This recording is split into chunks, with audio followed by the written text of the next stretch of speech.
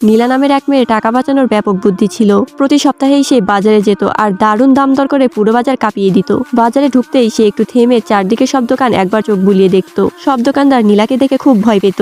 আজ শুধু আমার দোকানে যেন না আসে। কিন্তু শেষমেশ কেউ না কেউ ফাঁদে পড়তই। আজ দুর্ভাগ্য হলো রঞ্জু কাকার, মানে ডিমওয়ালা দোকানদারের। নীলা হাসি মুখে বলল, কাকা বলেন তো ডিম কত?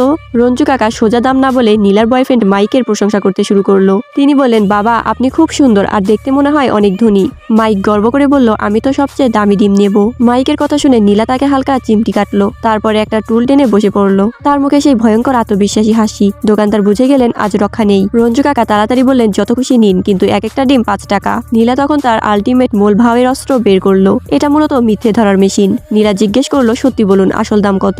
চারদিকে ভিড় জুটে গেল। রঞ্জু কাকার কপালে ঘাম ঝরছে। ভয়ে ভয়ে বললেন, 4.5 টাকা। মেশিন লাল আলো দেখালো, অর্থাৎ মিথ্যে কথা বলছে। নীলা আবার জিজ্ঞেস করলো, তিনি আবারও মিথ্যে বললেন। শেষ পর্যন্ত হাল ছেড়ে রঞ্জু কাকা সত্যি করে বললেন, 3 টাকা করে দিন। মাইক তখন বলল, এবার মেশিনটা বন্ধ করো। নীলা 6টা ডিম খুব কম দামে কিনে ফেললো। কিন্তু দোকানদার জানতেই পারলো না এই মিথ্যে ধরার মেশিনটা পুরোপুরি নকল ছিল। এরপর নীলা খাবার বিক্রি করা ফুপু আন্টির দিকে তাকালো। আন্টি ভয়ে মুখ ফিরিয়ে নিল। নীলা হেসে বলল, আজ তো বেশ সস্তাই হলো। তোমারও এমন ট্যালেন্ট আছে নাকি?